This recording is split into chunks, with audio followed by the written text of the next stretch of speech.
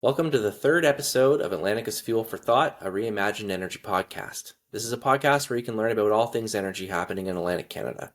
I'm Jonathan Alward, and I'm the Vice President of Policy at the Atlantica Centre for Energy.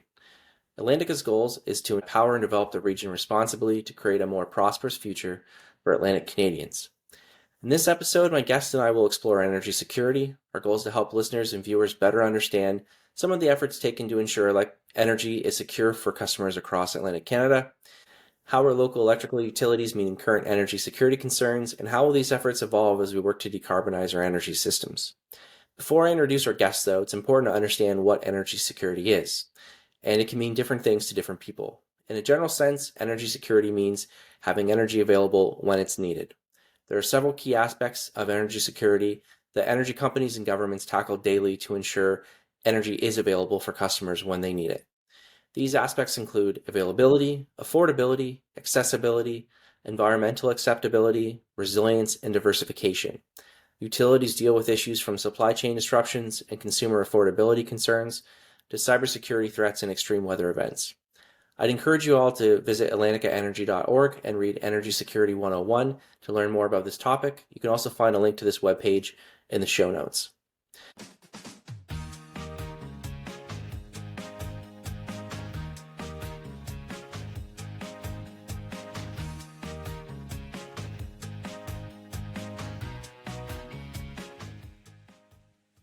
With this background in mind, it's my pleasure now to introduce my first guest, Marie Maclean, the Vice President of Power Production and Energy and Risk for Nova Scotia Power.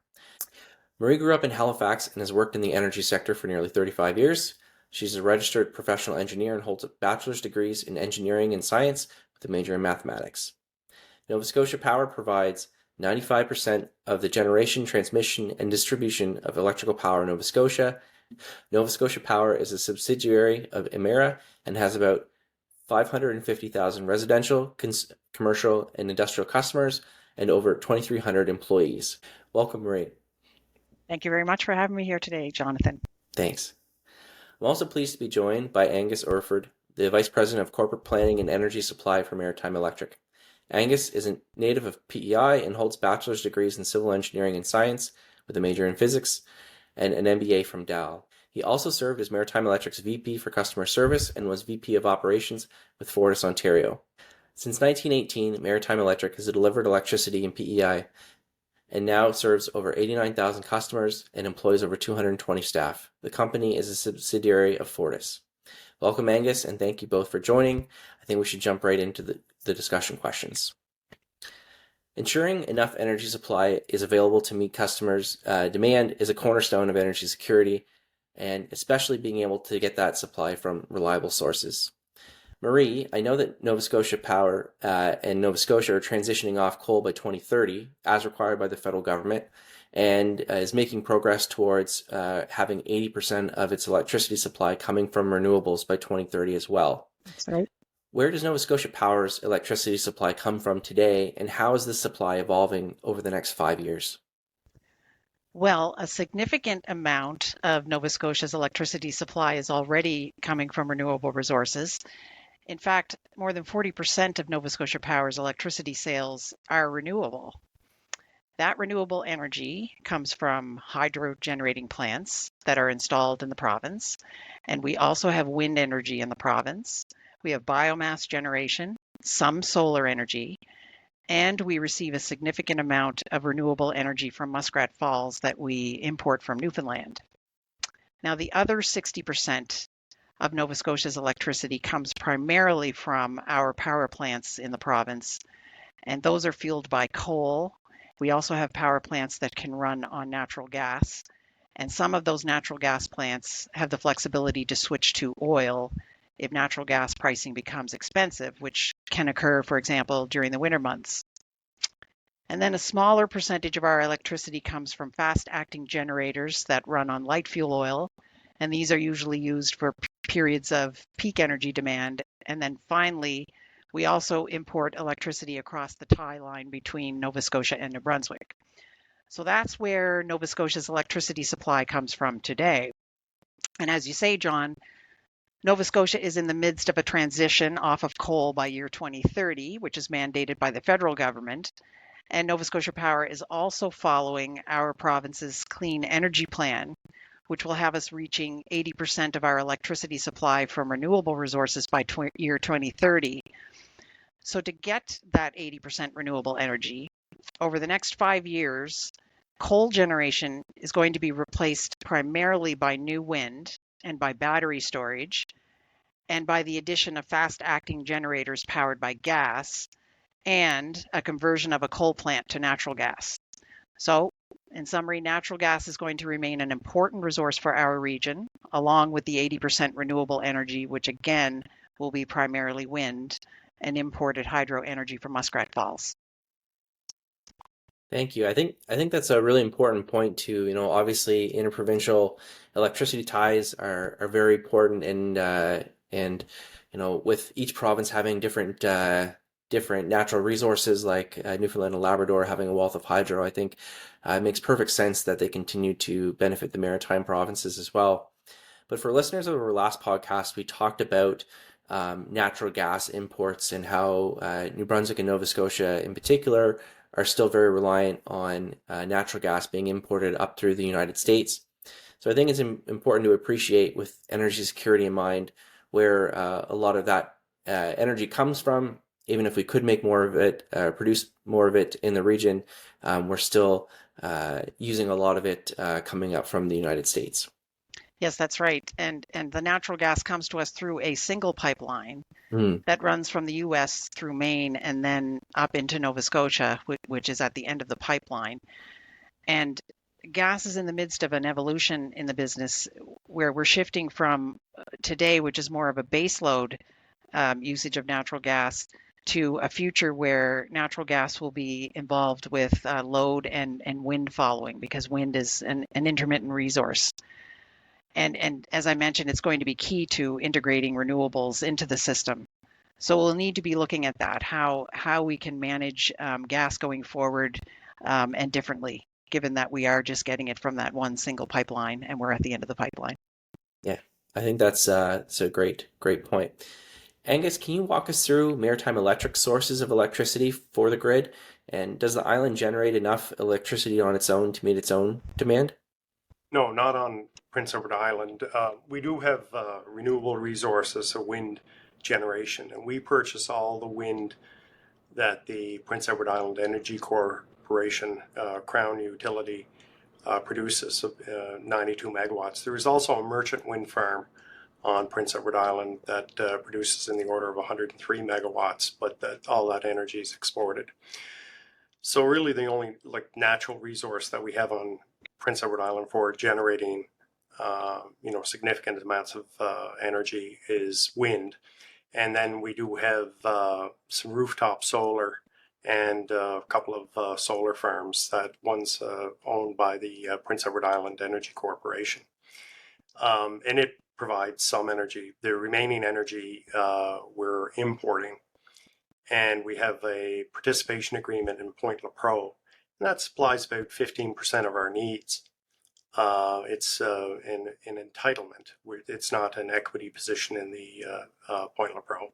And then we purchase energy through an energy purchase agreement with New Brunswick Power. And the cross-section of energy that we purchase in that is similar to the cross-section, carbon content cross-section that New Brunswick Power supplies its own customers. So the net effect is that 82% of our energy that we produce does not have any emissions associated, which is very close to what the national average is. When you look at across Canada, 60% of it is hydroelectric and 20% nuclear. So we're very good position that way with the levels of emission that our electricity content has. But we are entering and we've experienced enormous load growth, and probably I believe our needs and very similar to our neighboring provinces is dispatchable capacity is certainly required, and it also reflects the competing objectives that we do have in our regions with respect to our desires for reducing carbon footprint. Although we don't have coal-fired generation on Prince Edward Island, we did at one time. We historically had heavy fuel oil. That plant has been decommissioned and was recently torn down. And our desire is to have light fuel fired, quick-acting generation combustion turbines in the hopefully the near future. Interesting. Well, that's a good segue to the next question I wanted to ask about population growth. And we know that electricity demand, certainly across Atlantic Canada, has been increasing and will continue to do so in the near future. As you mentioned, driven in large part by population and economic growth. Especially over the last 4 or 5 years, and this is combined with more electrification for things like home heating and with vehicles. And I think utilities across the region are planning for this load growth to continue. Marie, what's Nova Scotia Power doing to deliver more electricity and cleaner electricity at the same time, as you mentioned, to its customers? And how can this be done affordably for ratepayers while keeping the energy supplied energy secure? Yes, we do continue to experience load growth in the province. So along with delivering more electricity, Nova Scotia Power is mandated to deliver cleaner electricity to customers as we transition to 80% renewables by 2030. So to achieve this transition, our provincial government is going to be adding fast-acting gas capacity, as I mentioned, and as well a significant amount of new wind to the province. Nova Scotia Power will purchase this wind power and supply it to customers. So as a start, this is keeping our dollars at home in the province, which is a good thing. Now, as the province brings on this new wind as a major energy source, there's a requirement to maintain the stability of the electricity grid because, as we know, wind is intermittent. It doesn't blow all the time. So to bring this stability, Nova Scotia Power is advancing a number of large-scale capital projects, and those include the grid-scale battery facilities that I mentioned, and as well it includes the construction of a new 160-kilometer transmission intertie between Nova Scotia and New Brunswick, which will improve the reliability of the interprovincial power grids and again support the expansion of renewable energy production. So to help reduce rate pressures during the transition and during these projects, Nova Scotia Power is leveraging low-cost equity financing opportunities and entering partnerships for these projects. And those include with the Canada Infrastructure Bank and with the 13 Mi'kmaq First Nations in Nova Scotia. And in addition, both Nova Scotia and the province are also leveraging federal tax credits as well as NRCan funding, which are available for projects that are aimed at supporting decarbonization efforts. So these efforts will further limit the impact to customers of the coal to renewable transition. And finally, John, I just want to mention that by continuing to use existing generating stations past 2030, but in a different way, we can reduce the cost of transitioning from coal to clean.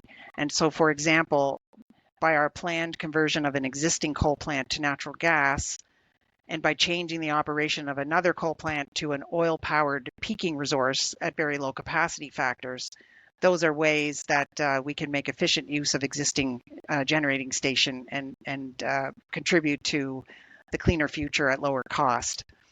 So all of these efforts are in place to reduce the cost to customers as the province transitions. Yeah, that's a really good point. And for example, in New Brunswick, NB Power is planning to convert the Beldoon coal generating station to use torrefied wood pellets. Exactly. Yeah. And I think theirs would be probably use less intermittent, certainly, than the plans in Nova Scotia. But I think that's a really important reminder for one of the ways the utilities are trying to make sure that ratepayers aren't unnecessarily burdened by additional costs from phasing off of those traditional coal-fired assets. Yes.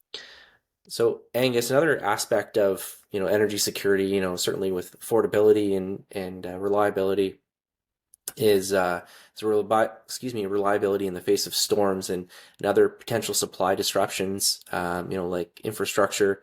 Um, this is for listeners. This is something known as storm hardening in particular. What is Maritime Electric doing to prepare for increasingly severe weather events, like we've seen recently in the Maritimes with hurricanes, forest fires, floods, for examples? Mm. It's certainly a concern, and for both you two and Prince Edward Island and Nova Scotia in particular. We're doing similar storm hardening, adding guying. We had carried out some studies because we certainly had the experience of a few sporting events with Hurricane Dorian about I guess 4 or 5 years ago, and then Hurricane Fiona. And it really highlighted the need on Fiona in particular because trees were uprooted, way outside the right of way. Our power lines exist and are placed at the pleasure of the province on their government right of way. But these trees were from meters away and brought in. So in circumstances like that, it's very difficult to design your power system. Fundamentally, a power system is designed economics on what's the trade-off. And but to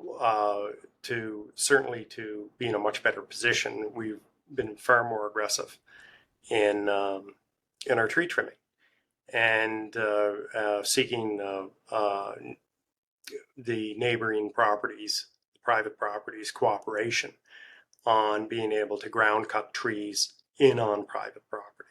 And it's really out of a request and then cooperation and the effort, explaining to the customer that not only will their reliability improve, but their neighbors' reliability will improve.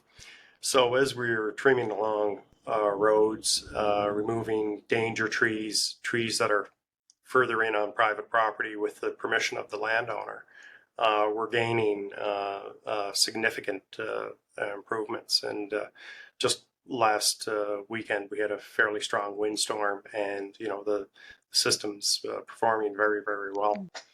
And these are all things that you also factor in. Is there circumstances where you put in higher classes of pole for greater pole strength, and then sometimes also reviewing if there's even in on your system areas that that you're going to have greater loading, either ISO loading or heavy snow loading and that sort of thing. Because I do believe we all designed to very similar design parameters in the Atlantic provinces. And, essentially the CSA standards of adding a half-inch of radial ice and 60 mile an hour wind loading, that sort of thing. But those recent weather events have really, heightened the focus on what are the other things we should be doing to, tweak our design parameters to improve the overall performance of the system. Yeah, with everything that happened, especially after Hurricane Fiona and the aftermath, I think there's probably been a push for more distributed generation, like electricity generation closer to communities or individual homes, like rooftop solar or community solar, for example. Are you going to see more of this on the island as a result, or is it always going to be a cost-benefit trade-off? Well, we do have about 45 megawatts of rooftop solar on Prince Edward Island, but what's got to be remembered is, those rooftop systems needs the excitation of our system. Our system has to be energized before there's a benefit. And it just comes back to, I believe the realities of is there economical distributed generation? And, that's sort of the challenge. It's not like we have a lot of streams or smaller rivers on PEI that we could dam up or put smaller hydroelectric generators on and try to gain that. Most of our river systems on PEI are tidal. So, it is somewhat reflective of the overall Maritimes. I mean, as you go across Canada, you have, some of the largest hydroelectric companies in the world and the largest batteries in the world. And in the Maritimes and in Atlantic Canada, we do have to play with the cards that were dealt. And it's just our reality. Yeah, very, very important context. A little different in Newfoundland and Labrador, certainly, Oh, yeah. but it's very, very important to recognize those limitations in Prince Edward Island and in Nova Scotia in particular, and to a degree, New Brunswick as well. Uh, Marie, there have been a lot of discussion about the potential to develop more clean energy in the region for export projects like hydrogen, biofuels, offshore wind could potentially attract billions of dollars of investment to Atlantic Canada. How can the electrical utilities balance the need to provide secure energy to current ratepayers while enabling future economic developments that can grow the economy through the energy sector in particular? Yeah, it's a great question. Safely providing reliable energy to our customers will always be the top priority for any utility. And by active engagement in economic development within a region, utilities like ours, like Nova Scotia Power, can meet this priority and at the same time support regional growth. Our role here is to be supportive. So, in other words, we want to understand what the short term and the long term needs are of our province and its growth priorities. And we want the potential future developers of, say, hydrogen, offshore wind, to have accurate information about the energy system. This will help inform the best approach for the region and to realize potential benefits for the electricity system that can come about with these initiatives. We're very excited, excuse me, about the future potential prospects for this region, such as, for example, offshore wind. The early data is indicating that there's an amazing offshore wind regime here that can achieve extremely high capacity factors. And so by staying close to and supportive of the regional growth potential and working with developers and collaborating with the province, we can help contribute to realizing the best potential that exists in this region and create value for ratepayers while continuing to keep safe and reliable energy a top priority. Yeah, I think that's a really good point. I think it's something too that the Atlantic region in particular can really have as a strength is, because we're small, it should be more accessible for governments to talk with provincial prospective developers, and also talk across provinces and hopefully share Yes. resources more consistently and effectively across the region. And as you mentioned, Nova Scotia and New Brunswick are building a new tie A line new tie line. transmission Yes. project, which is going to be really helpful. And certainly, hopefully, the same can happen and enable future additional connections to Prince Edward Island. But in the same vein, Angus, is the question to just previous, and as we discussed earlier, the reliability of supply is critical to maintain a secure system. At the same time, utilities in the region are increasingly co-owning new generation and other investments with private sector businesses like power purchase agreements, um, where the province is the principal utility that doesn't own the asset directly. So how do we balance these considerations for ratepayers, the cost again versus making sure that our supply of energy is going to be secure? Well, I think one of the things, and wind is very attractive on Prince Edward Island. We like to say we have an offshore wind farm with an island underneath it. Some of the capacity factors are very attractive, but it is a small market on PEI. And that's where the benefit, when Marie talks about the transmission expansion between Nova Scotia and New Brunswick, I mean, we are a beneficiary of that. Interconnections and transmission are always so difficult to get established or expanded upon.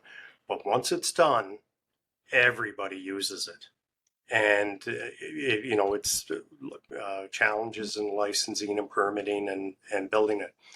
And those, increasing and strengthening those interconnections, it benefits everyone.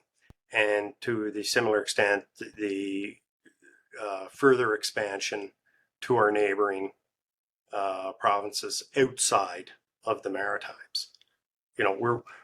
we do sit right next to the largest battery in the world, and Hydro-Quebec. And but you look at also the demands on their system for energy and capacity and that sort of thing.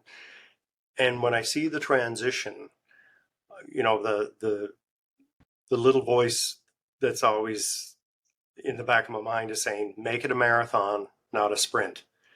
Because when on economics and affordability, as you take it, a step at a time, that goes a little more hand in hand with the economics and the affordability. Part of the challenge we have right now is, with the federal government mandate, coal-fired generation, and the reality is for us in the Maritimes is that it's 25% of the baseload generation. And, then the move to having to remove that. And the example that I use is I was in Ontario, a sister company, for 9 years during the Green Energy Act. And essentially they decommissioned their 4 coal-fired plants and replaced them with natural gas. But then there was government, unfortunately, some government policy that drove rates and added to the market prices of the costs that we have to be very, very sensitive on the affordability. And in the Maritimes, we are a higher cost,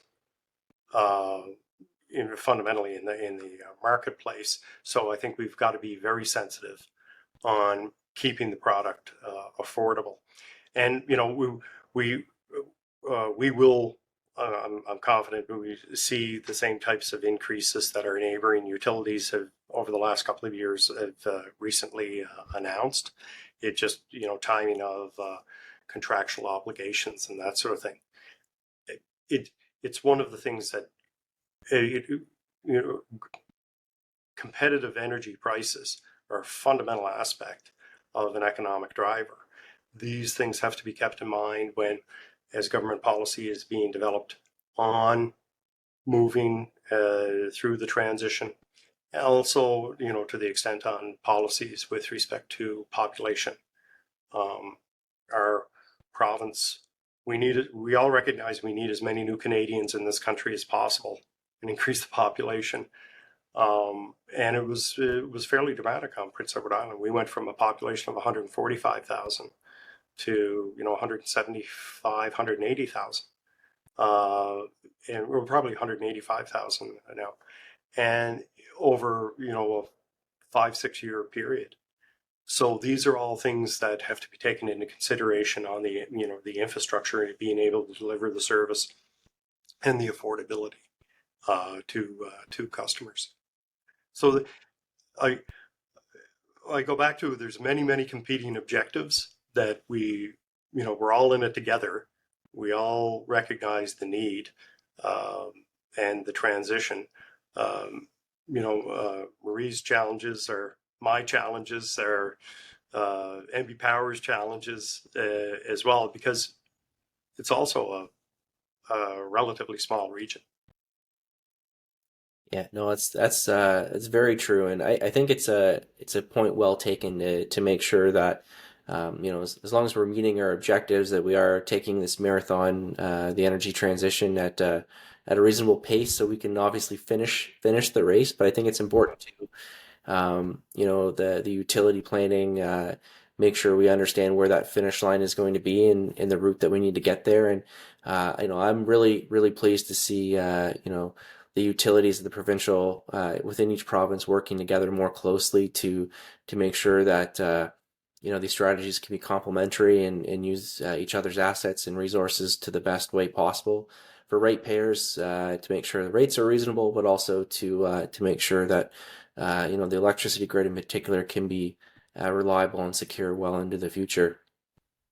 But thank you again, both of you, for joining Atlantica's Fuel for Thought. I'd encourage the listeners and viewers to learn more about Maritime Electric and Nova Scotia Power's energy security efforts through links in the show notes. And until next time, knowledge is power, so please keep learning about energy.